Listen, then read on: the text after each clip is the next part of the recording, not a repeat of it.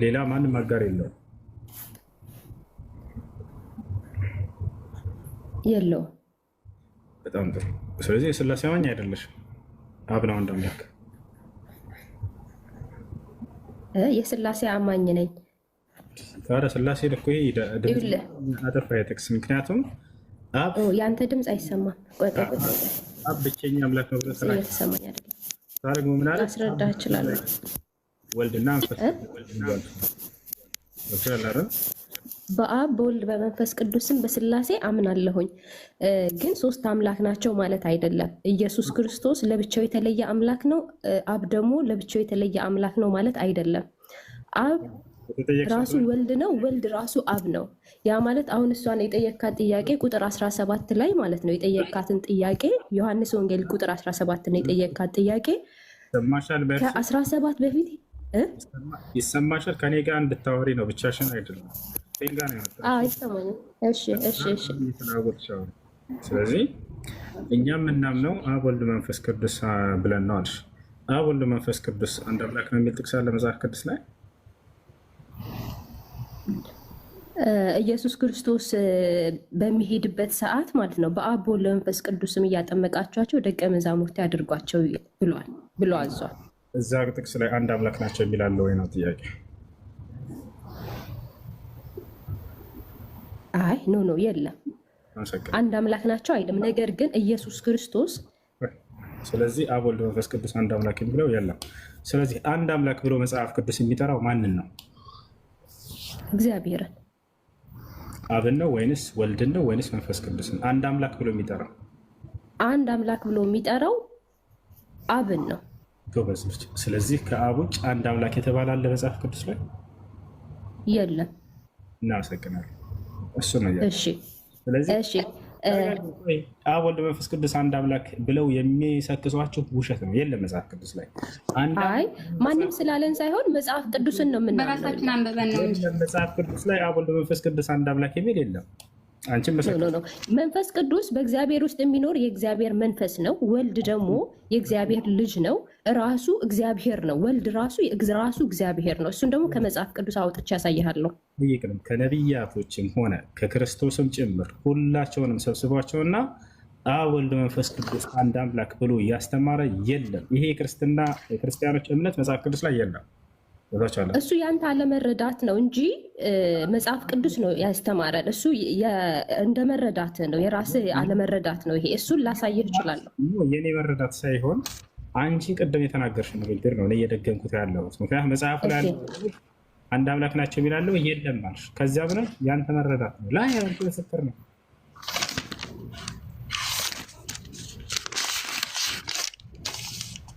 አሁን ቅድም አንተ እህቴን ስትናገር እኛ የተሰጠን መጽሐፍ ቅዱስ የኛ የተሰጠን መልእክት በመንፈስ ቅዱስ አማካኝነት ያው ገብርኤል ነው የሰጠን መልእክቱን ስትል ነበረ። በመንፈስ ቅዱስ አማካኝነት ስትል ነበረ።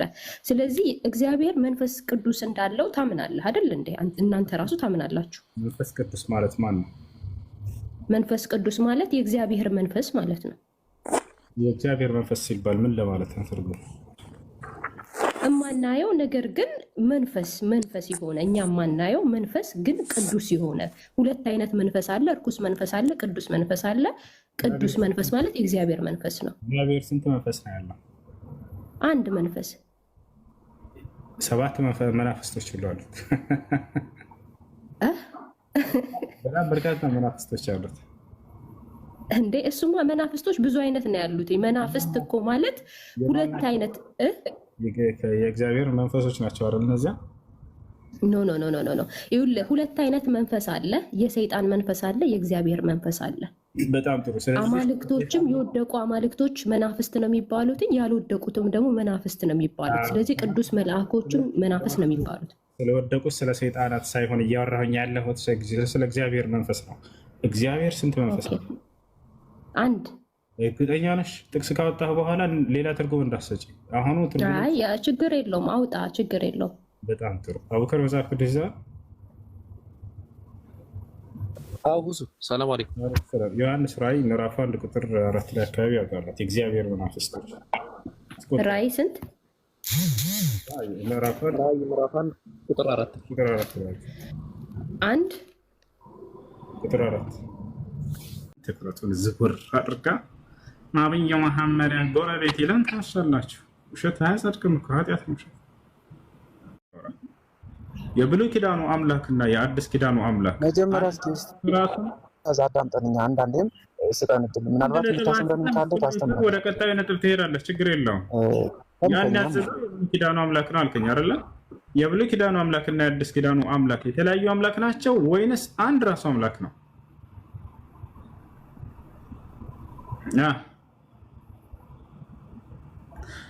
አሎ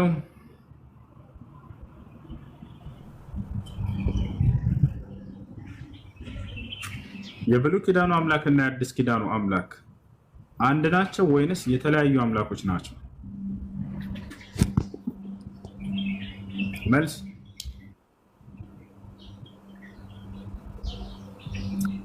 ገሊላ የአዲስ ኪዳኑ አምላክ ራሱ ነው የዛኔ ግደሉ ሲል የነበረው ወይንስ ሌላ አምላክ ነበር? ብሉይ ኪዳንም አዲስ ኪዳንም አንድ ነው። ጎበዝ ልጅ። ስለዚህ ግደሉ እያለ ሲያስጨፈጭፍ የነበረው የአዲስ ኪዳኑ የራሱ ኢየሱስ ክርስቶስ ነው ማለት ነው።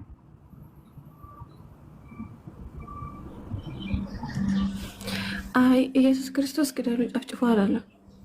ታዲያ እዛ ጋር እግዚአብሔር የተባለ እኔ እዚህ ላይ ጻየሞኩ እግዚአብሔር የተባለ እዛ ኢየሱስ አይደለም ማለት ነው። ስለዚህ እዛ ግደሉ ያለው እግዚአብሔር ኢየሱስ አይደለም።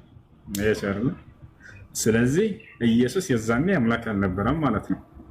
ሌላ እግዚአብሔር ነበር። ዘኪ ነው እንጂ እኔ እንጃ አላውቅም። እሱ ግን እኔ የገባሁትም ማለት ስታስተምር በጣም ደስ ትላለህ። ረጋ ያልክና እሱን ልነግርህ ነበረ እንጂ ሌላ አይደለም። እዚህ ጋር እግዚአብሔር ምናምን ስትል ነው የተናገርኩት። ጥያቄ ካለሽ እና ጥያቄ አለሽ? አይ ጥያቄ እንኳን የለኝም። ግን እግዚአብሔር አምላክ ግደሉ አይልም። እኔ ቃሉን አወጥቼ ነው ሌላ በጣም ብዙ ላስነብብሽ እችላለሁ። ይሻል ሌላ ብዙ ላስነብብሽ እችላለሁ። እግዚአብሔር ብዙ ቦታ ላይ ግደሉ ብሎ እንደተናገረ መጽሐፍ ቅዱስ ላይ በጣም ብዙ ህግጋቶች አሉ። ሴት ልጅ አግብታ ድንግል ካልሆነች ማታ ወግራችሁ ግደሏት ሁሉ ይላል። ይሄ ሁሉ ህግጋት በጣም ሴት ልጅ ትቃጠል የሚል ህግ አለ መጽሐፍ ቅዱስ ከነ ህይወቷ። ኧረ በእግዚአብሔር አለ ላሳይ። ሰላም ሰላም ቤተሰብ እንዴት ናችሁ? ደህና ናችሁ? አለ ላሳይ። ጥያቄ አለኝ። ሁሱ መጠየቅ ይቻላል? እሺ ጠይቅ። እሺ አይ እኔ ጎረቤት ጠይቅልኝ ምናምን ብላኝ ነው ልጅቱ እናይቱ ማለት ነው። አንድ እንትን ልጅ አለቻት ማለት ነው፣ ሴት ልጅ። እሷ ገና ትንሽ ናት፣ ትልቅ አይደለችም። ያኔ 9 ዓመቷ 8 ዓመቷ ወይም 10 ዓመቷ ነው። ከዛ ትልቅ ሰውዬ ናቸው፣ የ40 ዓመት ሰውዬ ነው ሰውዬው። ከዛ ማግባት ይችላል ስጡኝ አለ። ከዛ እነሱ ደግሞ አንሰጥም ብለው እንትን አሉ፣ ከለከሉ ማለት ነው እናይቱን። ከዛ እኔ ደግሞ ይቻላል መምህራኖችም ታስተምሩ ሰምቻለሁ፣ ያንን እንደዛ ስለሚሉ ይቻላል መስጠት ትችያለሽ፣ ይሄ ያው ከነብያችሁ የመጣ ስለሆነ ምን ችግር አለው አልኳት። እና ጠይቂልኝ ይሄንን ብላይ ነው። በጣም ጥሩ። ከነብያችን እንደመጣ ማስረጃውን የት አይተሽ ነው የነገርሻት? አውጪ። ትልቅ ላይ ነሽ፣ ክፈች። እንዲህ ስታስተምሩ እኮ ሰምቼ ነው ስታስተምሩ የሰም ወሬ አይደለም የተናገርሽውን ማስረጃ ነው። እሺ ነብዩም እንዴ ክፈች ነው የተባለው። ነብዩ መሐመድ ታዲያ የ9 ዓመት ልጅ ምን አካሄዳችሁ በረም ነው ማለት በሳ የታራዳ ሆና ነው ስለ ክርስትና እየተወራ ስለሆነ ያንን ትኩረቱን ዝውር አድርጋ ነብዩ መሐመድ ጎረቤት ይለን ታሻላችሁ። ውሸት አያጸድቅም እኮ ኃጢአት ነው። እሺ ሰላም አለ መጽሐፍ ቅዱስ ላይ ክርስቲያን ሆኖ ብሎ የሰበከ ወይንም እኔ ክርስቲያን ነኝ ብሎ የሰበከ ነብይ አለ? ሐዋርያት ውስጥ ተሰብኳል። ሐዋርያቱ እንጂ ነብያቶች አልሰበኩም። ሐዋርያት ስራ እንጂ ነብያቶች ግን አልሰበኩም። ተሰብኳል። የቱ ጋር ተሰብኳል? የቱ ጋር ማስረጃ? አሁን ለምሳሌ ሐዋርያት ስራ ነቢያቶች ናልኩት ነቢያቶች ቀደምት ነቢያቶች እንዴት ነው ነቢያቶች አልገባኝም። እነ አብርሃም እነ ይስሐቅ እነ ያዕቆብ እነ ዮሴፍ እነ ሙሴ እነ ዳዊት እነ ሰለሞን እነ ዮናስ እነ ኤልያስ እነ ኤልሳ እነ ሕዝቅኤል እነ ዮሐንስ እነ ዘካርያስ እነዚህ ሁሉ እነዚህ ግን በብሉይ ኪዳን ነው። በብሉይ ኪዳን እነዚህ ሲያስተምሩ ጊዜ ክርስቲያን ሆኑ ብለው ሰብከዋል ወይ? ወይንም እኔ ክርስቲያን ነኝ ብሎ የተናገረ አንድ ነብይ አለ? ነብይ ስለሚመጣ በተስፋ እየጠበቁ ነበረ። ግን አሁን ለምሳሌ ኦሪት ዘጸአት ላይ አለ። ለምሳሌ ክርስቲያን ነኝ ብሎ ኦሪት ዘጸአት አለ። ሙሴ ክርስቶስ ለማምጣት አሁን እንትን በተስፋ እየጠበቁ ነበረ። አሁን ለምሳሌ ሰላም ዳዊት እኔ ክርስቲያን ነኝ ብሎ ተናግሯል። ዳዊት መጽሐፍ ቅዱስ ነው። እኛ አሁን ለምሳሌ ይሄን ጥያቄ ወደኛ ብታዞሩት በብሉይ ኪዳን ላይ ሁሉም ነቢያቶቹ በተስፋ እየጠበቁ ነበረ። ተስፋ እያደረጉ ነበረ ነብይ እንደሚመጣ ማለት ነው። ነብይ እንደሚመጣ ተስፋ ያደርጋሉ ወይንስ አያደርጉም ሳይሆን ጥያቄው እኔ ክርስቲያን ነኝ ብሎ የተናገረ ወይንም ህዝቦችን ክርስቲያን ሆኖ ብሎ የሰበከ አንድ ነብይ ያለ ወይንስ የለም ነው ግልጽ ጥያቄ። ይሄን ጥያቄ ወደኛ ብታመጡት ለምሳሌ በቁርአናችን ላይ እናንተም ላይ ነብያት አሉ፣ እኛም ጋር ነብያቶች አሉ። ቃል በቃል ነብይ ኑህ አለይሂ ሰላም ምን ይላል? ወኡሚርቱ አን አኩነ ሚነል ሙስሊሚን ይላል። እኔ ከሙስሊሞች እንደሆን ታዘዝኩ ይላል። ቃል በቃል ተስፋ አለኝ። በብሉይ ኪዳን ላይ ተስፋ አለ፣ ግን የተሰበከው እርግጠኛ ሆኖ አዲስ ኪዳን ነው እንጂ በእንትን ክርስቲያን ነኝ ብሎ የተናገረ አንድ ነብይ የለም፣ ወይንም ህዝቦችን ክርስቲያን ሆኖ ብሎ የተናገረ አንድ ነብይ የለም አይደል? አለ። ማን? አሁን ለምሳሌ ኤልያስ ክርስቲያን ነኝ ብሏል። ኤልያስ ክርስቲያን ነኝ ብሎ አላለም። እሺ ህዝቦችን ክርስቲያን ሆኖ ብሎ አዟል ኤልያስ አላዘዘም ግን ጌታ ሰው እሱ ነው እያልኩኝ ያለሁት። ጌታ ይባርክሽ። ግን በተስፋ እያደረጉ ነበረ። እየተሰበከ በብሉይ ኪዳን ነው እንጂ ነቢያቶች እኔ ክርስቲያን ነኝ ብሎ የተናገረ ነቢይ የለም፣ ወይንም ደግሞ ክርስቲያን ሆኖ ብሎ ህዝቦችን የሰበከ አንድም ነቢይ የለም። ስለዚህ ከዚህ በኋላ ነቢያቶች ስለ ነቢያቶች የማውራት ሞራል የላቸውም። ከይቅርታ ጋር ክርስቲያኖች ጭራሽ መጥተው የእኛን ነቢያት ሰርቋል ቁርአን የሚል ጥያቄ ይሄን ማንሳት በጣም ያሳፍር ነገር። ለምንድን ነው እንትን የተሰበከው? ለምሳሌ ዮሐንስ ራእይ ለምንድን ነው የተጻፈው? ስለ መሲህ ስለሱ እናወራለን። አሁን ስለ ዮሐንስ ራእይ ከክርስቶስ በኋላ ብሉይ ኪዳን ተወና አዲስ ኪዳን እናወራ። አንድ ለምሳሌ ብሉይ ኪዳን ላይ ተስፋ ቆርጠሻል የለም፣ እዚያ ላይ ክርስቲያን ሆኖ ወይንም ክርስቲያን ነው ብሎ የሰበከ ነብይ የለም። አሁን አዲስ ኪዳን ላይ የአዲስ ኪዳን ባለቤት እሱን ተውት፣ ብሉይ ኪዳንን ተውት። እሺ የአዲስ ኪዳን የመጀመሪያው ባለቤት ማን ነው? ራሱ ኢየሱስ ክርስቶስ ነው አይደለ?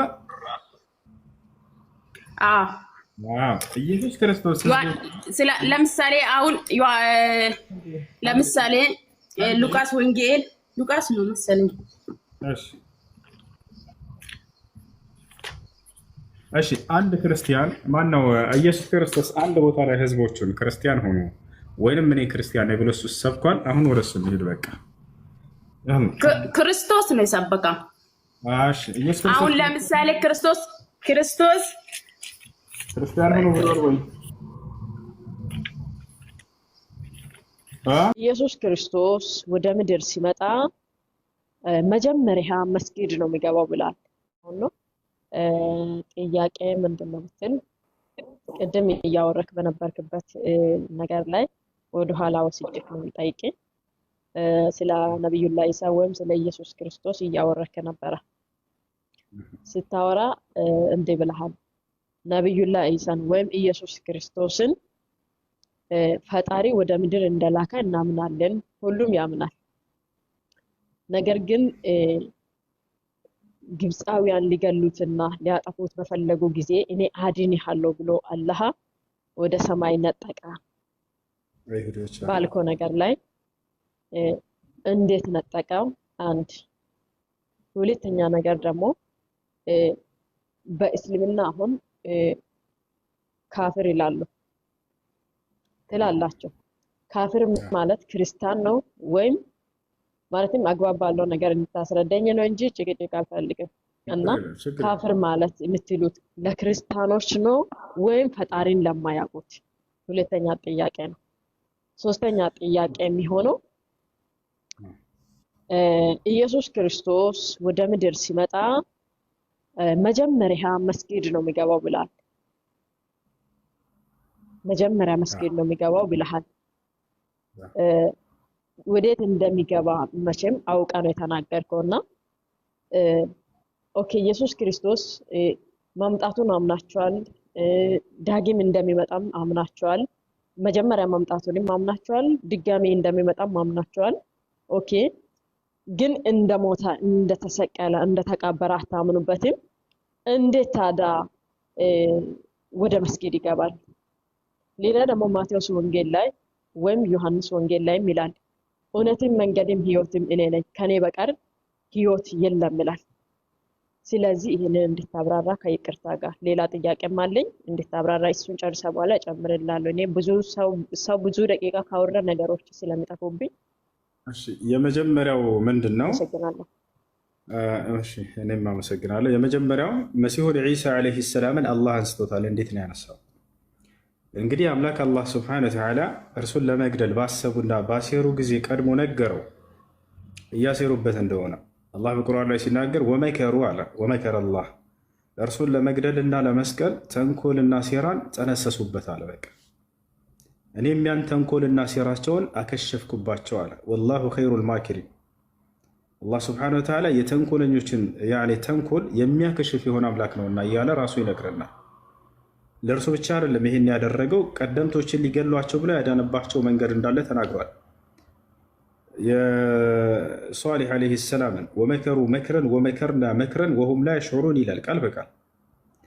ልክ እንዲሁ ነቢ ሰለላሁ ዓለይሂ ወሰለምን ለመግደል ባሴሩ ጊዜ መካ ሰዎች ወኢዝ የምኩሩ ቢከ ለዚነ ከፈሩ ሊዩስቢቱከ አው የቅቱሉከ ወየምኩሩነ ወየምኩሩ ላህ ወላሁ ኸይሩል ማኪሪን አለ። ከሃዲያኖች ነቢዩ ሰለላሁ ዓለይሂ ወሰለምን ለመግደል ባሰቡ ጊዜ አድኗቸዋል። ልክ መሲሁንም ልክ እንዲሁ አዳነው ከእርሳቸው በፊት። ልክ እንዲሁ ከመሲሁ በፊት ደግሞ ሷሊህ የሚባል ነቢይ እንዳዳነውና ተንኮልና ሴራ በሶስቱም ላይ ተሰርቶ እንደነበር የነዚህንም ሶስቱንም ከተንኮልና ከሴራ እንዳዳናቸው ይናገራል። ነቢዩ ሰለላሁ ዓለይሂ ወሰለምን መቼ ነው ያዳናቸው ከተባለ በዚሁ አጋጣሚ ዝም ብዬ ላውሳላችሁ። ነቢያችን ሰለላሁ ዓለይሂ ወሰለም ብዙ የግድያ ሙከራ ተደርጎባቸዋል። ከማንም ነቢይ በላይ አደጋ ደርሶባቸዋል። ነቢያችን ሰለላሁ ዓለይሂ ወሰለም ማሚን ኢዛ ኡሲብቱም ቢሙሲበትን ፈተዘከሩ ቢሙሲበቲ ፈኢነ ለዚ አሳበኒ ለም ዩሲብሁ አሐድ ሚን ናስ አሉ። የሆነ መከራ አደጋ ቢደርስባችሁ ትውልዶቼ ወይ አደራ በእኔ ላይ የደረሰውን መከራ አስታውሱና በእኔ ተጽናኑ አሉ። በእኔ ላይ የደረሰ አደጋ በማንም ሰው ላይ አልደረሰምና ብለው ተናገሩ። ማንም ነቢይ እንደርሳቸው የተፈተነ የለም። አሸዱ ናሲ በላአን አልአንቢያ ثመ አልአምሰል ፈልአምሰል አሉ። ከማንም በላይ መከራ የደረሰበት እዚህ ዓለም ላይ ነቢያቶች ናቸው አሉ። ከዚያም እነርሱን የሚመስሏቸው ብለው ተናገሩ። ከማንም በላይ እርሳቸው ናቸው።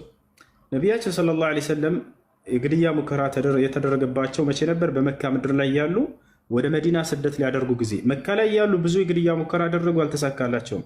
በቃ ነቢዩ ሙሐመድ ሰለላሁ ዓለይሂ ወሰለም ስደት አድርግ ተባሉ ወደ መዲና። ገብቷቸዋል አይደል? ስደት አድርግ በተባሉበት ጊዜ ከትውልድ ከሰሃቦቻቸው ጋር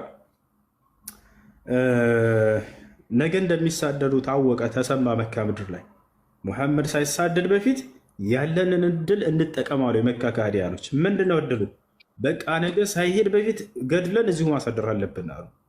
እዚሁ መግደል አለብን አሉ። አንድ ሰው ይግደለው እንዳይባል የዚያ ሰው ጎሳዎች የሙሐመድ ጎሳዎች ይበቀሉናል። ዞረው ምንም እንኳን ባይከተሉትም የራሱ ጎሳዎች እንዲገደልባቸው አይፈልጉምና አንድ ጎሳ ቢገድለው ስለዚህ ይበቀሉናል፣ አንድ ጎሳ ለብቻ አይገድልም ተባለ። ታዲያስ ከእያንዳንዱ ጎሳ ጀግኖችና ወጣቶች ይመረጡ፣ ሁሉም መጥተው ይግደሉት። በሩ ጋር ጠብቀው ጠዋት ሲወጣ ወደ መዲና ለመሳደድ በሚነሳ ጊዜ አሉ።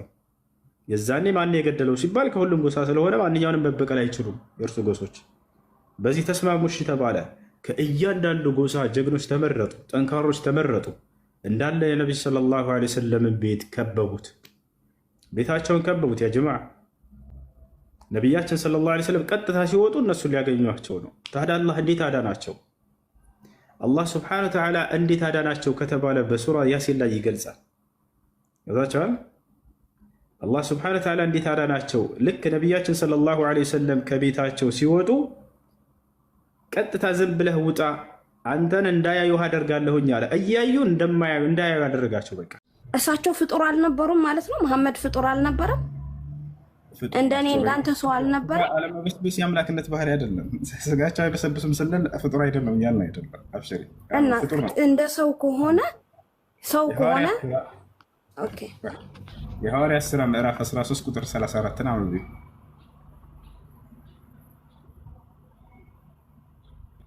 የሐዋርያት ሥራ 13:34 ኦኬ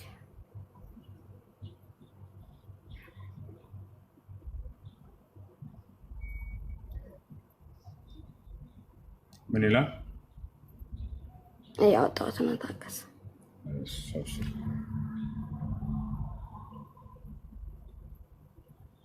13 ስንት ነው? 34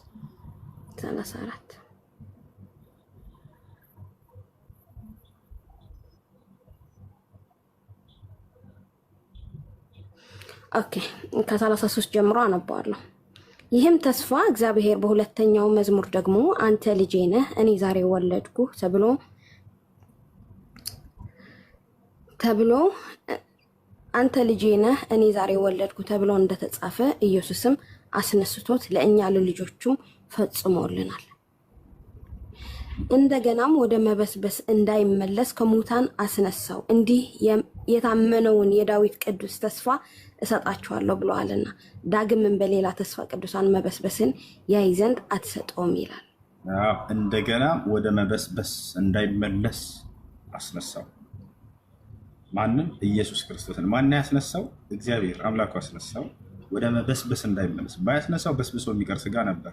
አሁን ነቢዩ ሙሐመድ ሰለላሁ ዐለይሂ ወሰለም ስጋቸው የማይበሰብስ እንደሆነ ደግሞ ነው ሌላ ሳይሽ አሳይ። የማይበሰብስ ሲፈጠሩ ጀምሮ ነው የማይበሰብሰው። በአማርኛ ብታደርገው ጥሩ ነው። አረበኛ ችግር የለውም። እሺ ወደ አማርኛ ጎግል በትክክል ከተረጎመ አሳይሻለሁ። ነቢዩ ሙሐመድ ሰለላሁ ዐለይሂ ወሰለም ምን ይላሉ? ኢነላሃ ሐረመ ዐለል አርዲ አን ተእኩለ አጅሳደል አንቢያ ይላሉ። ይሄንን ወደ አማርኛ ቀይሬ ላሳይሽ፣ ችግር የለውም። በትክክል ከተረጎመው እንመልከት።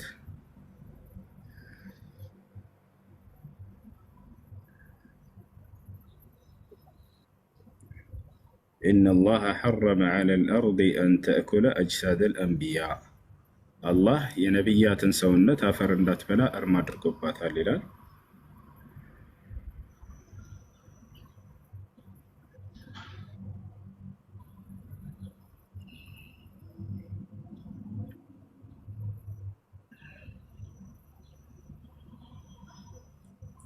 እሺ አንዴ በዛም ጨምረህ እንድትናገር የምፈልገው ነገር ለምን አልተነሳም? መሐመድ የማይበሰብስ ስጋ ከሰጠው ይነሳሉ አልንሽ እኮ። ግን አሁን ጊዜው አይደለም። በእስልምና ያለ አስተምህሮ ምንድን ነው? ሁሉም ይነሳሉ፣ ይቀሰቀሳሉ፣ ለፍርዱ ቀን ይቀሰቀሳሉ። ሰው ከሰው እኩል ነው የሚነሳው። እኩል ነው እኮ ችግር የሰው እኮ ናቸው እርሳቸው። ግን ከሰው ቀድመው ከማንም በፊት የሚነሱት እርሳቸው ናቸው። ከነ አብርሃም ከነ ይስሐቅ ከነ ያዕቆብ በፊት ቀድመው መጀመሪያ የምነሳው የመጀመሪያው ትንሣኤ እኔ ነኝ ብለው የተናገሩበትን ከፈለግሽ ያሳይ። ስለዚህ አሁን ያነበብኩልህ ቃል ኢየሱስ መነሳቱን ትቀበላለህ ማለት ነው። እሱ ሌላ ስለሱ ቅድም አወራን እኮ ወገናችን፣ ስለሱ ቅድም አወራን። ስለ ኢየሱስ ክርስቶስ መነሳት አስመልክቶ እያወራን ነበረ። እሱን ጨረስን። አሁን ወደ እሳት ትመለሽ። ኦኬ ያ ነው። እሺ አሁን ኦኬ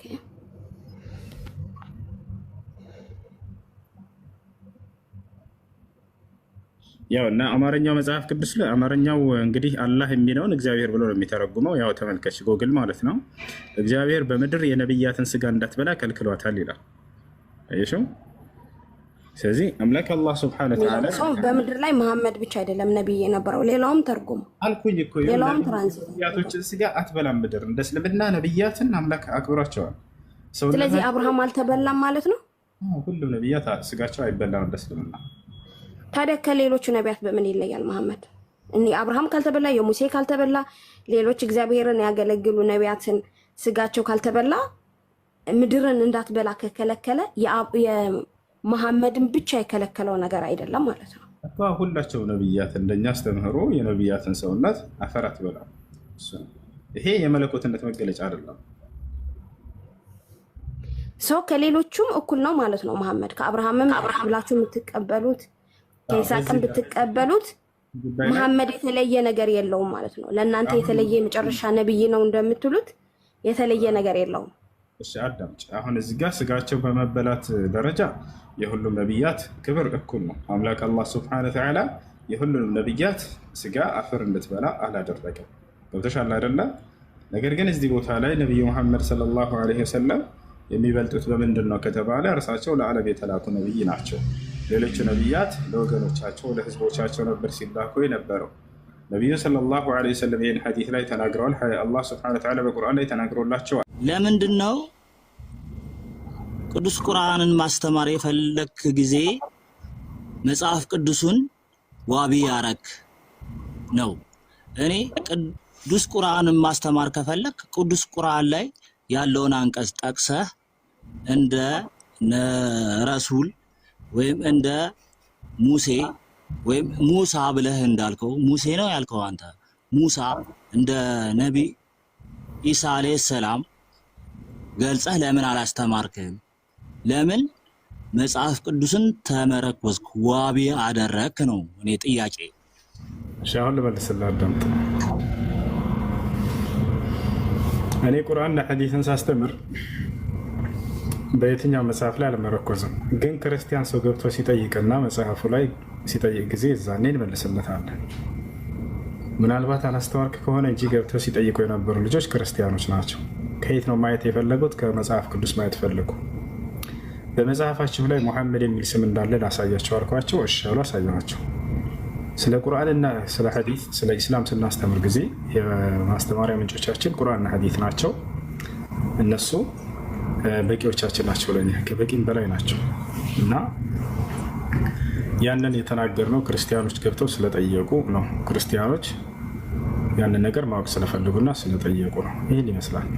ባጭር የሚጠቅምህን ነገር እናውራ እስኪ። አምላክ አንድ ነው ብለህ ታምናለህ አይደለ? ኦርቶዶክስ ሀብቴ፣ በጣም ጥሩ። ያ አንድ አምላክ ስለ አንተ ኃጢአት በመስቀል ላይ ሞቶልሃል ወይንስ አልሞተልህም? በጣም ጥሩ። እኔ ኃጢአት እሱ በመስቀል ላይ ከሞተው አምላክ ውጭ ሌላ አምላክ የለም አይደለ? አይ ከመስቀል ላይ አንተ በሰው ልክ ካሰብኩ ኢንዳይሬክት ነው። አሁን በሰውና በሰይጣን ሳይሆን ስፒሪቹዋል ወይ ነው። አሁን እንደ ባሪ ወይ ሳይሆን ስፒሪቹዋል ወይ ነው አንተ ማስተግበር ያለብህ። አሁንም እኔ ወደ ሆነ መንገድ ልወስድ ነው። አንዴ ቆይ፣ በሰውነት አታስብ ካልክ ለምን? ሰው ነን እኮ አይደለ? ሰው ነን። በጣም ጥሩ። እኔም ሰው ነኝ። አንዴ እምነቱ የመጣልህ ሰው የሰው አይምሮ በሚገባው ልክ ነው አይደል? እሱም አዎ፣ እንደዚያ ከሆነ በሰው አረር የምትረዳው ያ ማለት ስንት አምላክ ነው ያለው? ስለ አንድ አምላክ ነው አልከኝ። ያ አንድ አምላክ መስቀል ላይ ሞቷል ያልኩህ? አዎ ሞቷል አልከኝ። መስቀል ላይ ከሞተው አምላክ ውጭ ሌላ አምላክ የለም ወይ ያልኩህ? ሌላ የለም አልከኝ አይደለ? ስለዚህ አብና መንፈስ ቅዱስ አልሞቱም፣ እነሱ ደግሞ አምላክ ናቸው ብለህ ታምናለህ። ስለዚህ እዚህ ጋር መስቀል ላይ የሞተ አንድ አምላክ አለ፣ ያልሞቱ ደግሞ ሌላ ሁለት አምላኮች አሉ። ሶስት አምላክ ማለት ነው።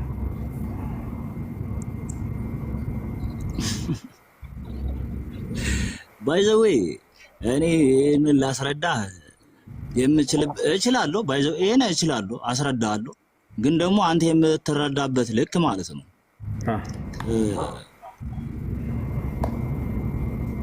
ምን መሰለህ፣ አንተ የምትረዳበት ልክ እኔም አንተ ብዬ ያልኩበት ልክ አለ። ያ ደግሞ ሰዋዊነት ባህሪ አለ። አንድ ሚስጥር ልንገርህ። አላህ ወይም አብ ማለት ነው እግዚአብሔር ለአዳም ወይም ለአደም ከፍጥረታቶች ሁሉ አልቆ የፈጠረው ፍጡር አደምን ነው ልበል ወይስ አዳምን ነው ልበል? ደስ ያለ ችግር የለም። ደስ ያለን ተጠቀም። ወደዛ ልውሰድ። ወደ መጀመሪያው ከዛ ላይ ከፍጥረታቶች ሁሉ አልቆ የፈጠረው አንድ ፍጡር ነበረ። ያ ፍጡር ደግሞ ሰው ነው። ስለዛ ሰው ጥልቅ ፍቅር ነበረው። ጥልቅ ፍቅርም አለው። የማይገመት የማይለካ ፍቅር ነበረው እግዚአብሔር አምላክ። ለዛ ፍጡር ፍቅሩን መግለጽ ሲፈልግ ማለት ነው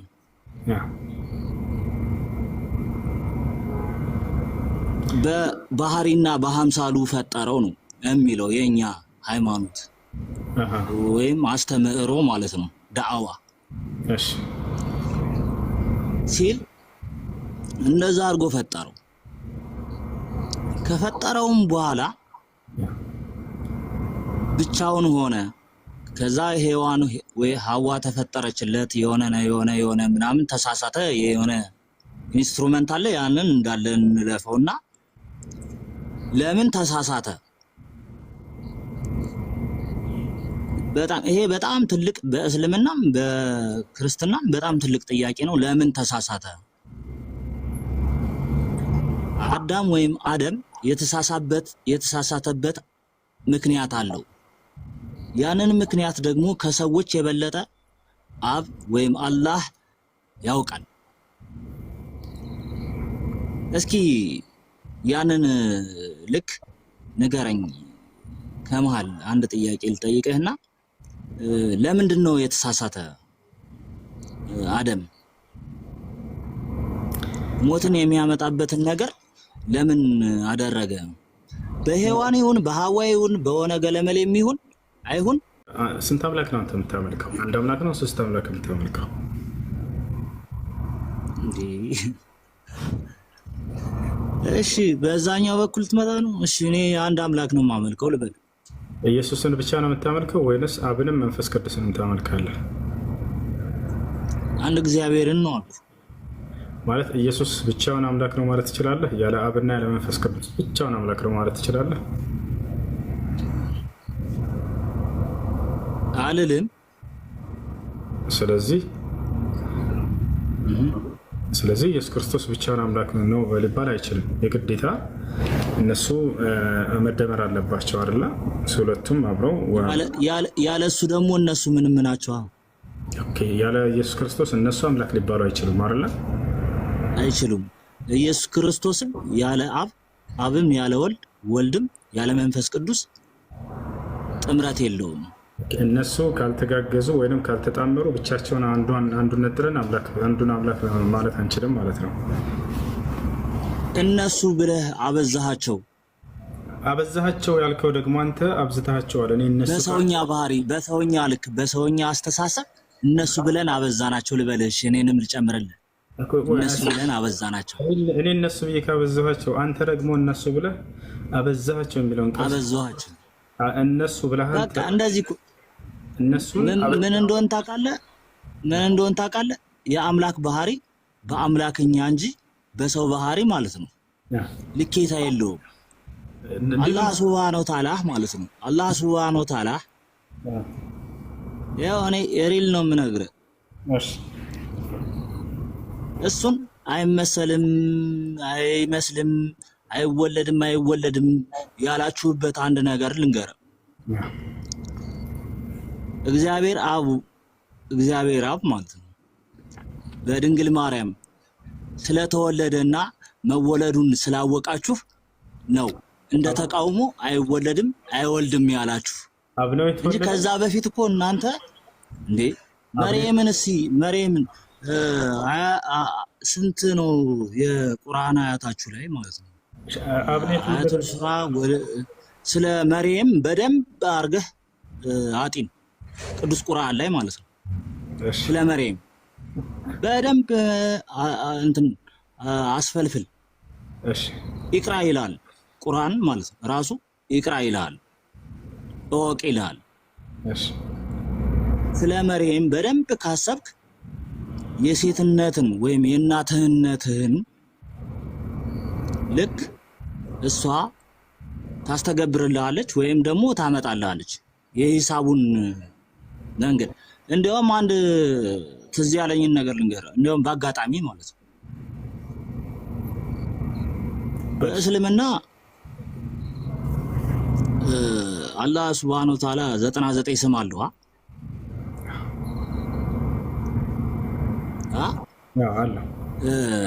ዱዓ የምናረግበት እያንዳንዱን ስም አመካኝተን ነው።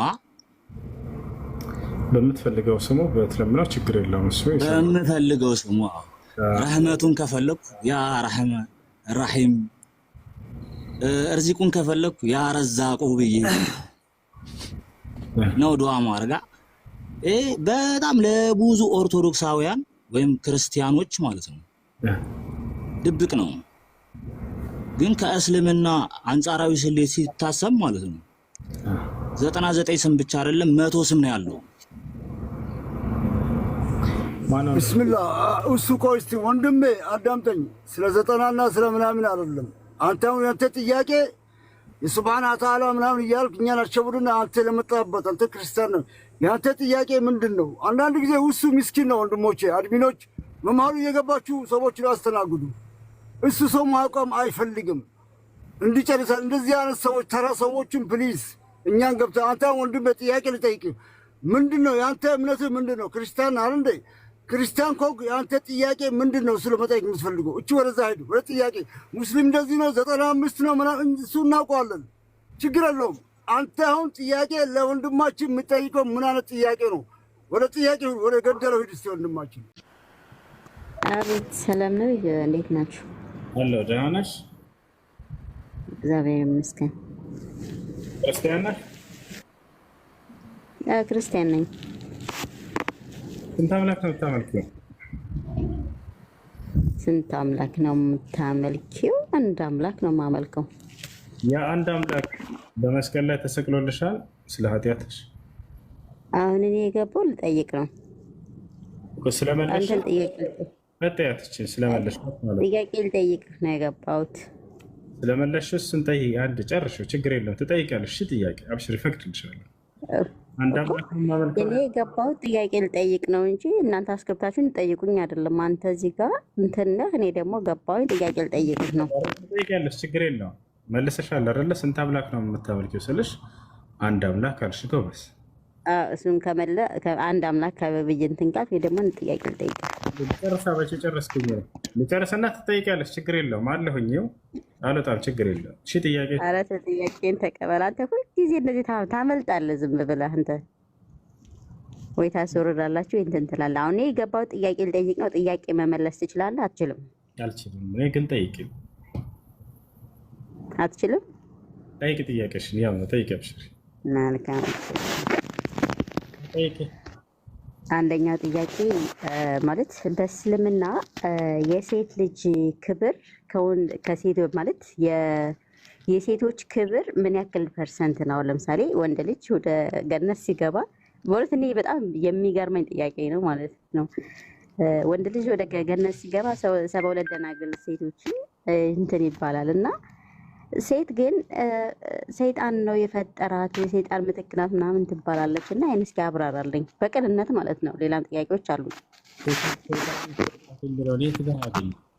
ማስረጃ ትሰጪኛለሽ?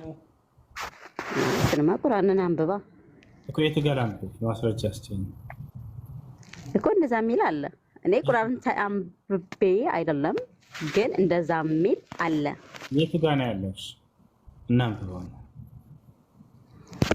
ኦኬ ለሱ እንትን ካልክ መረጃ መጣልሃለሁ። አይ መላሽ ስለሆንክ አሁን አይልህ። አሁን አንተ እንደዚህ አሽሟጠህ ምናምን እንድትሄድ ሳይሆን እንድትመልስ ነው። ገብታ አንተ ብዙ ጊዜ ታሽሟጥጣለህ። ሰዎች በቅንነት ሲጠይቁ መለስ አለብህ። አሁን ማስረጃ የተጠየቅሽው ማስረጃ የለኝም ሌላ ጊዜ አመጣለሁ አልሽ። ችግር የለውም ሌላ ጊዜ ታመጫለሽ። ሁለተኛ ምንድን ነው ያልሽው? ወንድ ልጅ ወደ ገነት ሲገባ ጊዜ ወንድ ልጅ ወደ ገነት ሲገባ 72 ሚስት ያገባል ነው ያልሽው አይደል? እንደዚህ የሚል አለ የለም? በቁርአናችሁ ውሸት ነው። የለም የለም። ኦኬ 72 ደናግል ሴቶችን ይሸለማል የሚል እንትን የለም? ውሸት ነው። ላሳይሽ ውሸት እንደሆነ ማየት ትፈልጊያለሽ ማለት ነው። አይ ችግር የለውም ችግር የለውም። በእናንተ አሁን ኢሳ አይ ተው አላቅም በለኝ። በእናንተ አሁን ኢሳ በእኛ ጌታችን መድኃኒታችን ክርስቶስ እህቴ አላቅም አይደለም። አንቺ የተማርሽው እኮ እሱ በኤቪደንስ ሊያሳይሽ ነው። አንቺ እዛ የሰማሽው እሱ በኤቪደንስ ይኸው ልጅ ያለሽ ነው የሰማሽው ነገርና እዚህ ስትመጪ እሱ ደግሞ በኤቪደንስ እያለሽ ነው። እህቴ ራስሽ አታወርጂ። ወንድማችን ከኤቪደንስ ጋር ከእውነቱ እየነገርሽ ነው። እውነቱ ከፈለግሽ ፕሊዝ እህቶቼ እውነቱ እየነገረሽ ነው። ኤቪደንስ ያልሽ ነው አትበይው። ከቻልሽ እዛ የሰማሽው ሌላ ነገር ነው። ልክ ነው እናውቀዋለን። እዛ ሌላ ብሎም እዚህ ደግሞ መጥቶ ሰባ ምናምን ይላሉ። ይኸው ከኤቪደንሱ ጋር ብሎሻል። እንደዚህ አይነት ሰዎቹ እናንተ መከተል ትታችሁ ሌላ ደግሞ እንጨቱ ዳቦ ነው የምላችሁ የምትከተይ ከሆነ ላቺ ጥሩ አይደለም ለማስፈልጌ ነው። ይሄ አንቻውን የጠየቅሽው አንብበሽ ተረዳሽ እንደዚህ ነገር ይላል የቱ ጋር እንደዚህ አይነት ቦታ ብለሽ እንደ ሰው ልጅ ሰው ብዙ ሰው ያዳምጥሻል። ለአንቺም ጥሩ አይደለም፣ ለክርስቲያኖችም ለወገኖቻችንም ጥሩ አይደለም። የሰማሽውን ቦታ መጥተሽ እዚህ ደግሞ እውነትን ለመፈለግ ከፈለግሽ እንደዚህ አይነት ቦታ አለ ብለሽ ጠይቂ እህቴ። አሁን እሱ ኤቪደንስ እያለሽ ነው። ሌላ ቦታ ብትሆኝ ኖሮ ያባሩሻል። ይሄ ግን ሰውዬ ወንድማችን ጥሩ ሰው ነው። መጣ እንበል ከነቢዩ መሐመድ በኋላ ትክክለኛ እውነተኛ ነገር ወጣ። ከዛ ተቀበለን ቀጠልን። እስልምና ነው ትክክል ነው በዚህ ሰዓት ብለን አመንን። ከዛ በፊት ግን የነበረውን ህይወት ማን ነው ተጠያቂ? እርስኩን የሚወስደው ማን ነው? ለምንስ አላህ እሱን የሚመስል ሰው ማዘጋጀት ፈለገ? አልመሲሳን የሚመስል ሰው ማዘጋጀት ፈለገ። ለምንስ ከዛ አልመሲሳን የሚመስል ሰው ተሰቀለ? የኔ ጥያቄ። ከዛ ደግሞ በቂያማ ቀን የሚመጣው ሊፈርድ ነው። በሌላ በኩል ደግሞ ፈራጅ አንድ አላህ ብቻ ነው ተብሎ ተጽፏል። ከዛ ደግሞ በቂያማ ቀን የሚመጣው ሊፈርድ ነው። እችንም ትንሽ ጥያቄ ስላለብኝ ነው ከሌላ እንግላትዩት ለመረዳት ያክል ነው። እወዳችኋለሁ። ደሉን ስለሰጣችሁኝ አመሰግናለሁ። ተባረኩልኝ። ሶስት ሀሳብ ላይ ያነሳችው በጣም ወሳኝ የሆኑ ጥያቄዎች ናቸው። አንደኛው ምንድነው አላህ ሱብሓነሁ ወተዓላ በመሲሁ ምትክ ሌላን ሰው አሰቅሏል የሚል ሀሳብ ነው። ብዙ ጊዜ ክርስቲያን ሰባኪዎች ነግሯቸዋል። ሰዎችን አሳስቷቸዋል ምናምን አይነት ወደሚል ፍልስፍና ውስጥ ከዛ ይገባሉ። በመጀመሪያ ቁርአኑ ምን ይላል ብለው ብታነቡ ምን ችግር አለው? ነገሯቸው አይደለ? እስኪ በራሴ ሂጅ ላንብቡ በሏቸው። ሰባኪዎቻቸው ምን ያክል ቀጣፊ ዲያቆናት እንደሆነ ትረዱ ነበር። ቁርአኑ ላይ አላህ መሳሰለባቸው የሚል በፍጹም አታገኙም። ምን ይላል? ቃል በቃል ላንብብላችሁ። وقوله إنا قتلنا المسيح عيسى ابن مريم رسول الله وما قتلوه وما صلبوه ولكن شبه لهم አልገደሉትም አልሰቀሉትም፣ ነገር ግን ለእነርሱ ተመሰለ ይላል። አላህ መሳሰለባቸው። አላህ ሌላ ሰው አስመስሎ ሰጣቸው። ከየት ነው ያገኘችሁት? በቁርአኑ ላይ እንደዚህ የሚል በፍጹም የለም። ገብታችኋል አይደለ? አንደኛው አለቀ በዚህ። ሁለተኛው ምንድነው ታዲያ? ሁለተኛ ያነሳችው ጥያቄ ምንድነው? ከመሲሁ ጀምሮ እስከ ነቢዩ መሐመድ ሰለላሁ ዐለይሂ ወሰለም ዘመን ድረስ አልተገደለም አልተሰቀለም የሚለው የቁርአን አያ በእናንተ ላይ እስኪወርድ ድረስ በነቢያቸው አማካኝነት እስከዛ ድረስ ተሰቅሏል ብለው ያመኑና የተሸወዱ ብዙ ሰዎች አሉ። ለነዛ ሰዎች ኃላፊነቱን ማን ነው የሚወስድላቸው ታዲያ? በመሸወዳቸው ምክንያት። በዚህ ጉዳይ ላይ ሸይኹል ኢስላም ኢብኑ ተይሚያ የሚገርም ንግግር ተናግረዋል። ምን አሉ?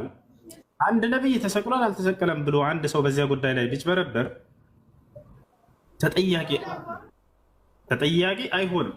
እስከ ነቢ ሰለላሁ ዐለይሂ ወሰለም ዘመን ድረስ ያሉ ህዝቦች ባጭሩ መሲሁ ተሰቅሏል አልተሰቀለም በሚለው የተወዛገቡ ሰዎች ተጠያቂዎች እንደማይሆኑ ተናግረዋል። ገብታችኋል አይደለ? መቼ ነው ተጠያቂ የሚሆኑት ከተባለ አልገደሉትም አልሰቀሉትም የሚለው የቁርአን አንቀጽ ወርዶ በቁርአን ላይ ከዚያ በኋላ ተገድሏል ተሰቅሏል ብለው በዛው ቢጸኑ ነው ተጠያቂ የሚሆኑት። እስከዛ ድረስ ባለው አለ ተጠያቂ እንደማይሆኑ የሚያስቀምጥ አለ። አንዴ አለ ባክሽ ልጨርሳለሁ። ኦኬ እሺ፣ ችግር ይቅርታ፣ በቃ መጨረሻ ላይ አወራለሁ። ይቅርታ። ስለዚህ ተገድሏል ተሰቅሏል በዚህ ጉዳይ ላይ እንትን በመወዛገባቸው ተጠያቂዎች አይሆኑም። ታዲያ በምኑ ነው? ዋናው ከዚያ በላይ ነው አሳሳቢው መሲሁን አምላክ አድርገው ስለመያዛቸው ነው። ገብታችኋል አይደለ? መሲሁን አምላክ አድርገው ስለመያዛቸው ጉዳይ አንዲት ቀን አንስተዋት አያውቁም። ነገር ግን ልክ ኢስላምን ተጠያቂነት ውስጥ አስገብተናል ለማለት ኢስላምን ማለት ነው እስከዛ ድረስ ለተጭበረበሩት ሰዎች ማን ነው ተጠያቂ ይላሉ። ችግር የለውም። ሸይኹል ኢስላም ተይሚያ በዚህ ጉዳይ ላይ የሚገርም ንግግር አላቸው። አሳያቸዋለሁ ከፈለጋችሁ። በፍጹም እስከዚያ ድረስ የነበሩ ሰዎች ማዕዙር ናቸው ብሎ ተናግረዋል። ነገር ግን እርሱን አምላክ አድርገው ስለመያዛቸው ነው ዋናው ጥያቄው ጉዳዩ ማለት ነው። መሲሁ አምላክ ነኝ አምልኩኝ ሳይላቸው እነርሱ ግን በግዴታ አምላክ አድርገው ይዘውት ስለማምለካቸው ትልቁ ጉዳይ እሱ ነው። ይሄ ነው። ሶስተኛው ነገር ምንድን ነው? የቂያማ ቀን የትንሣኤ ቀን የሚመጣው መሲሁ ነው ይላቸዋል። ማን ያላችሁ? መሲሁ የሚመጣው አንዴ ቆይ አንዴ ተረጋጊ እባክሽ መልሽ እስኪጨርስ ድረስ መሲሁ የቂያማ ቀን የትንሣኤ ቀን የሚመጣው እርሱ ነው ይሏቸዋል። ማነው ይሄን የሚላቸው? ሰባኪዎቻቸው። አንተ በእስልምና የሚመጣ እሱ ነው ብሏቸዋል። ላ እንደዛ አይልም። የሚለው ምንድን ነው? በሐዲስ ላይ ነቢያችን ሰለላሁ ዐለይሂ ወሰለም የትንሣኤ ቀን ከመፈጸማቸው በፊት 10 ምልክቶች ይመጣሉ፣ ታላላቅ ምልክቶች አሉ። ገብቶሻል? ላ ተቁሙ ሰዓቱ ሐታ ተረው 10 ዓላማት ልኩብራ ነው። 10 ታላላቅ የትንሣኤ ምልክቶችን እስክታዩ ድረስ ትንሣኤ አትፈጸምም አሉ። ከነዚያ መካከል ከ10ቶቹ 3ኛው ደረጃ ላይ ነው ያለው መሲሁ። ገብቶሻል አይደለ? መሲሁ ያለው 3ኛ ደረጃ ላይ ነው፣ 3ኛው ላይ ነው። አንደኛ መህዲ የሚባል ፍትሐዊ መሪን አምላክ አላህ ለዓለም ያስነሳል አሉ ነብዩ ሰለላሁ ዐለይሂ ወሰለም። ከዛ ሐሰተኛው መሲህ ይመጣል። እንደምታውቂው ይሁዲዎች እስካሁን ድረስ መሲሁ ይመጣል ብለው እየጠበቁ ነው አይደለ? እውነተኛውን መሲህ ማርያም ልጅ አንቀበልም ብለው መልሰው ነበር። ከማን ሳይሆን አሁን እሱ ራሱ ማለት ነው እግዚአብሔር ስለሆነ፣ እግዚአብሔር ማለት እሱ አንድ ብቻ ለኛ ብሎ እኮ ነው፣ ለኛ ብሎ እኛን ለማዳን ብሎ ነው። አገባ ወደ ምህረት ወደ ዓለም የመጣ እኛን ለማዳን ብሎ ነው የመጣ። ገባ ስለማዳን አይደለም እያወራን ያለ ነው። እኔ ከእግዚአብሔር ሰምቼ የምናገር ሰው ነኝ ይላል ኢየሱስ ክርስቶስ። ኢየሱስ ክርስቶስ ከማን እየሰማ ነው የሚናገረው? ግልጽ ነው ጥቅሱ። እሱማ ግልጽ ነው። ከማን ነው እየሰማ የሚናገረው? ኢየሱስ። ኢየሱስ ራሱ እግዚአብሔር ነው ካልከኝ እግዚአብሔር ከእግዚአብሔር እየሰማ ነው እንዳትልም። ኢየሱስ ክርስቶስ ከእግዚአብሔር እየሰማ ነው የሚናገረው ይላል። ኢየሱስ ራሱን ነጥሎ ከእግዚአብሔር ለይቶ እኔ ከእግዚአብሔር እየሰማ ነው የሚናገር ምንድን ነኝ አለ? ሰው ነኝ አለ። አይደለ? ስለዚህ ኢየሱስ ክርስቶስ እግዚአብሔር ሳይሆን ከእግዚአብሔር ሰምቶ የሚናገር ሰው ነው፣ ሌላ አይደለም። አይደል? ኧረ አይደለም፣ ሰው አይደለም፣ ሰው አይደለም። ቃል በቃል ማወቅ አለብህ፣ ሰው አይደለም። እሺ ላሳይህ፣ ቃል በቃል ሰው ነኝ ብሎ የተናገረበት ላሳይህ ነው። እሺ ይሄን ቄሶቻችሁ እንደማያስተምሩ ችግር የለውም። እንግዲህ ላሳይህ ማትረው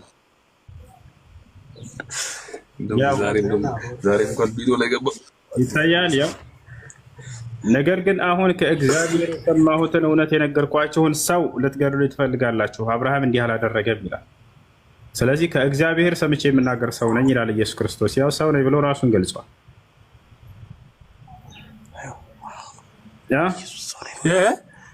ያው ከእግዚአብሔር የሰማሁትን እውነት የምነግራችሁ ሰው ነኝ ይላል ኢየሱስ ክርስቶስ።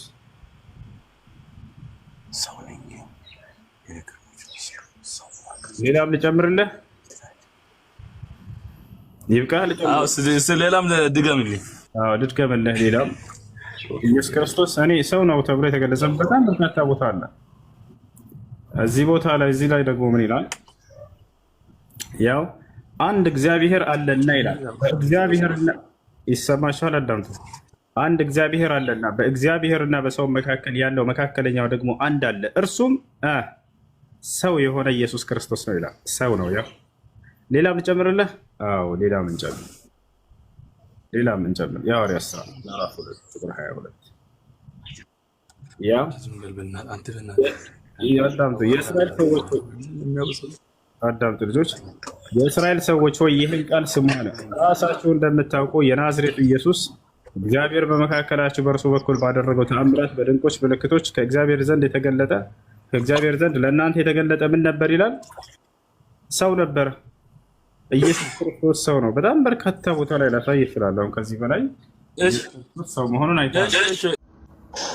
እሺ እስልምና ላይ ተሆነሽ ሱራ 68 42 ላይ ያወጣልኝ የቀደመ እስልምና ይሄን ጨርስ። መጀመሪያ ስለ እስልምና ጥያቄ ትጠይቃለህ፣ ግን ማስረጃ ከእስልምና አትፈልግም።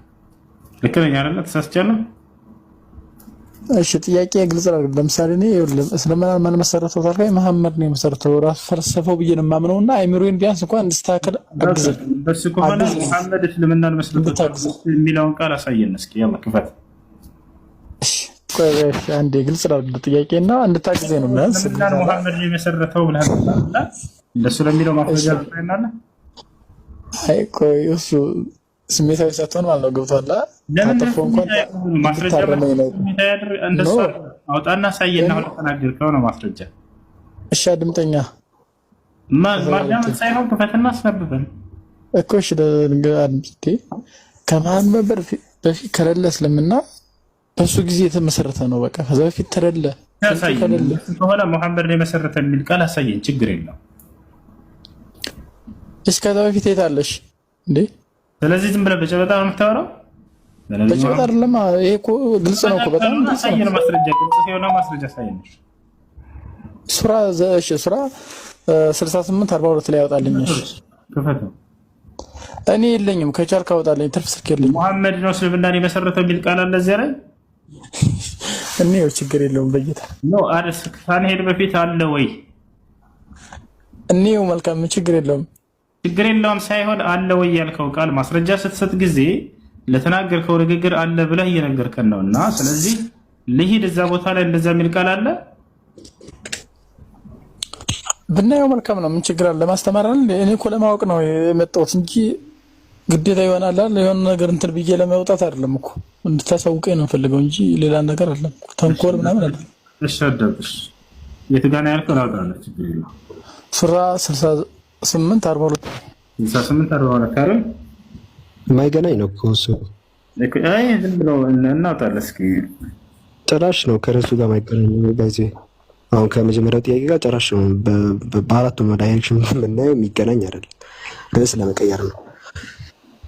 ኮሜንት ላይ ብጽፈውን እዚህ ግባና ኮሜንት በድምጽ ይሆንልህ። ያ ገብተሃል።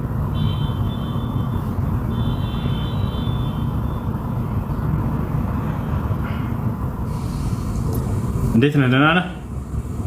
ሰላም ነው አለን። አምላካችን ሞቷል። ምን ሞቷል? አምላካችሁ ነው ያልከው? አዎ።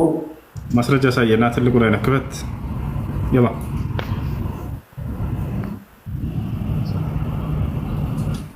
አምላካችሁ እንደሞተ ክፈትና ማስረጃ ምን አታውቅም እንዴ? ክፈትና ማስረጃ ሳይ አይደለም አስተማሪ አይደለ እንዴ? እንዴት እስከዛሬ አታውቅም? እሱ አሳውቅ። ታስተምር የለ ክፈትና ሳይ ታስተምር የለ ወይ? አስተምራለሁ። እሺ ክፈትና ሳይና ሮት አይደለም እንዳታ ደግሞ እንደሞተ ለምን አታውቅም እኮ? አምላካችን እንደሞተ ከፍተህ አሳየን በማስረጃ። ይኸው ፈቀድኩልህ። ትልቁ ላይ አደረግኩ። ያው አሁን አልያዝኩም የእናንተን ቁርአን አለ። እሺ እንደሱ ከሆነ እሺ። ያንተ አምላክ ግን ሞቷል አልሞተም? አሎ ያንተ አምላክ ሞቷል አልሞተም? የሞተ አምላክ ታመልካለህ አታመልክም? አሎ አሎ በርታ። መስመር ላይ ሰው ገብቶ ነው። እሺ ያንተ የምታመልከው አምላክ ሞቷል አልሞተም? የጌታ ሞቶ ተነስቶ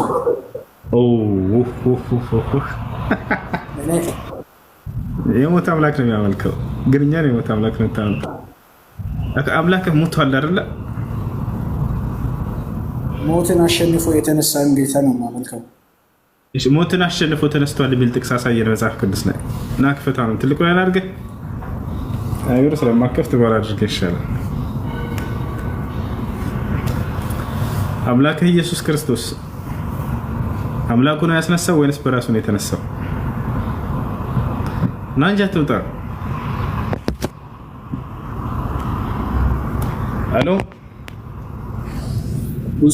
እሱ አሁን እነዚህ በፌክ አካውንት የሚመጡት እውቀት ፈልጎ አይደለም። ጀስት እነዚህም አምሳ ነው 5 ፎሎወርስ ነው 50 ምናምን ነው እና በፌክ ነው። በራሱ በኦሪጂናል ማንነቱን ትክክለኛውን ይዞ የሚመጣው ቢሆን ጥሩ ነው እና እውቀት ለማግኘት ነው ብዬ አላምንም። ልንገርህ ከፈለክ ጥቅሱ። እሺ ኢየሱስ ክርስቶስ በራሱ ነው የተነሳው ወይንስ አምላኩ ነው ያስነሳው?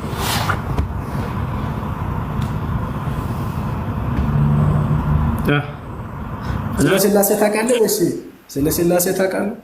ማን ያስነሳው ጥያቄ ነው። መልስ ራሱ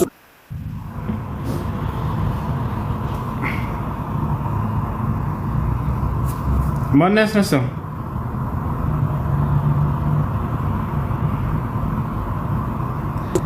አሎ አትውጣ። እሺ አዳምጠን። እዚህ ጋር ማን ያስነሳው? ኢየሱስ ክርስቶስ ነው።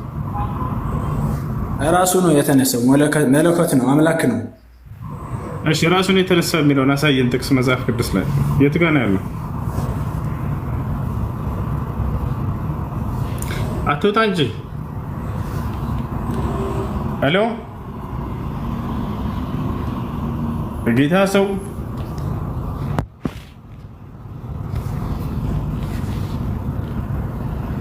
ሄሎ ወለከለው በቃ ምን ማድረግ አይቻልም። ያ ኮሜንት ላይ ሲሳደብ ነበረ። ሁለተኛ ተሳደብ እሺ፣ ትደነግጣለህ። እዚህ ገብተህ እግዚአብሔር የቱ ጋር ይህን ቃል ኪዳን የገባው የደም ኪዳን እንደሚፈልግ በእነ ሙሴ ጊዜ ነው የሰው ደም እንደሚፈልግ እግዚአብሔር የተናገረው። የሰው ደም እኮ አይደለም። አሁን ንጹህ ሆኖ መቆም የሚችል ማንም ሰው የለም እኮ። የሰው ደም እንደሚፈልግ ለኃጢአት ስርየት እግዚአብሔር የተናገረበት አለ። ኢየሱስ ክርስቶስ ሰው ነውና በሰውነቱ እንግዲህ የሞተው በስጋው ነው፣ በሰውነቱ ነው። መለኮታዊ ሞትም ትሉናላችሁ። ስለዚህ የሰው ደም በጣም ጥሩ። እግዚአብሔር ለኃጢአት ስርየት ለሰው ልጆች የሰው ደም እንደሚፈልግ የተናገረበት አንድ ጥቅስ አለ መጽሐፍ ቅዱስ ላይ። ንጹህ ደም እንደሚፈልግ ነው የተናገረው። የሰው ደም እንደሚፈልግ አልተናገረም። በጣም ጥሩ። ስለዚህ የፈሰሰላችሁ ደም የሰው ደም ነው አይደለም? ንጹህ ደም ነው። ንጹህ ነው፣ ቆሻሻ ነው አይደለም? ጥያቄ የሰው ደም ነው ወይንስ የእንስሳት ደም ነው? ንጹህ ደም ነው። ግልጹን ነገር የሰው ደም ነው ወይንስ የእንስሳት? በብሉይ ኪዳን ሲፈስ የነበረው ደም የምን ደም ነው ለአምላክ? የእንስሳት አይደለም? ንጹህ ደም። የእንስሳት ደም ደግሞ ንጹህ ነው። በጣም ጥሩ። በአዲስ ኪዳንስ የፈሰሰው ደም የምን ደም ነው? ንጹህ ደም። ንጹህ ደም ነው። የልጁ ኢየሱስ ክርስቶስ ደም። አይዋ የሰው ደም ነው አይደል የፈሰሰው? ንጹህ ደም። ዮሐንስ ወንጌል ምዕራፍ 8 ቁጥር 40 ላይ ምን ይላል? ኢየሱስ ክርስቶስ ስለ ራሱ እኔ ሰው ነኝ ይላል። የዚህ የሰው ደም ነው አይደል የፈሰሰው? ንጹህ ደም። ለምን ንጹህ ደም እያልሽ ነው ብለህ እኮ የጠየቀኝ አይደለም። ንጹህ ደም ይኸውልህ፣ እስከ መጨረሻው ምን ንጹህ ደም ነው ለምን ንጹህ አልሽ ብለህ ጠየቀኝ። ምንድን ነው ኢየሱስ ክርስቶስ ንጹህ ኃጢአትን የማያውቅ ሰው ነው ወይንስ አይደለም? ፍጹም ሰው። ፍጹም ሰው የሚለው የቱ ጋር ነው ያለው? ትልቁ ላይ አድርግሽና ክፈች። ያላ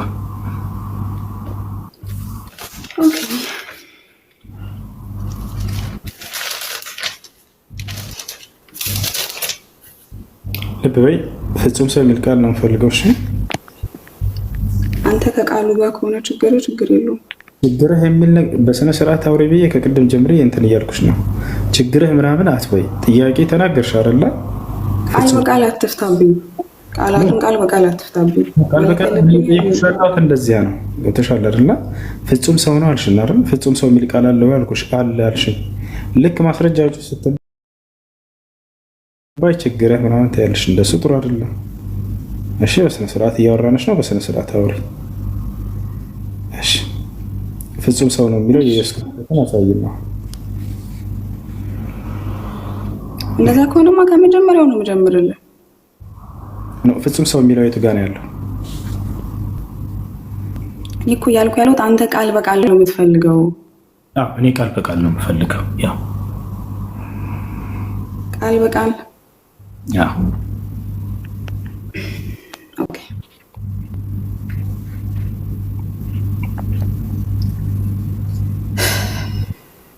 ልትግባባኝ ስለማትፈልግ እንደሆነ ገብቶኛል። ምን አልሽኝ? ልትግባባኝ ስለማትፈልግ እንደሆነ ገብቶኛል።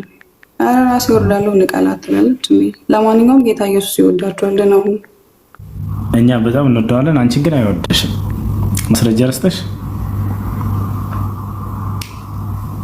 በራሷ መውጣት ፈልገው መልስ የለም።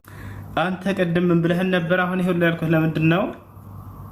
ሙሴ ነው የጻፈው፣ የኢየሱስ ክርስቶስ ሐዋርያቶች ናቸው የጻፉት ምናምን ምናምን ስላልክ ነው። ስህተት ነው። እሺ ኢየሱስ ክርስቶስ ሉቃስን መርጦ አንተ ጻፍ ብሎ ማነው ደግሞ ከሐዋርያቶች ከመረጣቸው መካከል የለበትም። ማርቆስም እንዲሁ የለበትም። ነገር ግን እነዚህ አካሎች ጽፈዋል። አሜን ብለህ ተቀብለሃል። 10ቱ ትእዛዛትን የጻፈው ሙሴ አይደለም እያልክ ነው? እሺ መጽሐፍ ቅዱስን የጻፈው ሙሴ እንደሆነ ማስረጃ ምንድን ነው? ቅድም ሙሴ ነው የጻፈው ብለናል አይደለ? ምንድነው ማስረጃ ሙሴ እንደሆነ? ያው እንግዲህ 10ቱ ትእዛዛትን ሲጽፍ እግዚአብሔር ተገልጦ በመንፈስ ቅዱስ የጻፈው ነው። ስለዚህ መጽሐፍ ቅዱስን እሱ ነው የጻፈው አይደለ? አዎ እንግዲህ ኦሪቱን ሕግ የጻፈው እሱ ነው ሙሴ። ከዛ በኋላ የአዲስ ኪዳኑን ደግሞ ሐዋርያቶች። አይዋ እንደሱ ከሆነ ይሄ ምን ይላል? ይሄ መጽሐፍ ኦሪት ዘዳግም አይደለ? የእግዚአብሔር ባሪያ ሙሴ እንደ እግዚአብሔር ቃል በዚያ በሞዓብ ምድር ሞተ። በቤተ ቆይ ስለዚህ በሞዓብ ምድር አዳምጠኝ። የእግዚአብሔር ባሪያ ሙሴ እንደ እግዚአብሔር ቃል በዚያ በሞዓብ ምድር ሞተ ይላል። ሙሴ የጻፈው መጽሐፍ ነው ብለኸኛል። ይሄም መጽሐፍ ሙሴ የት ሆኖ ነው የጻፈው? ሞቶ ነው የጻፈው ስለ አሟሟቱ ወይንስ የት ሆኖ ነው የጻፈው? ቀብር ውስጥ ነው የጻፈው? ያውና ሞተ እያለ ሙሴ ስለ ሙሴ እየነገረ ነው። ከዛ ይቀጥላል ደግሞ ይሄ ጉር ተመልከት። በቤተ ፈጎረን ፊት ለፊት በሞዓብ ምድር በሸለቆ ውስጥ ተቀበረ ይላል። እንዴ ሙሴ ስለ ሙሴ መቀበር እየነገረን ነው ወይንስ ስለ ሙሴ የሆነ አካል እየተረከልን ነው? ከሱ በኋላ ተነስተው ነው ሰዎች የጻፉት። አየህ አይደለ? ስለ ሙሴ አሟሟት እየነገረህ ነው እዚህ ጋር። እስከ ዛሬም ድረስ መቃብሩን ማንም አላወቀውም ይላል። ሙሴ ስለ ሙሴ እየነገረን ነው። የት እንደተቀበረ ሙሴ አይታወቅም እያለን ነው። መንጉር ነው። ሙሴም በሞተ ጊዜ እድሜው 120 ዓመት ነበረ ይላል። አይኑም አልፈዘዘም ጉልበቱም አልደነዘዘም ነበር ይልና የጌታ ሰው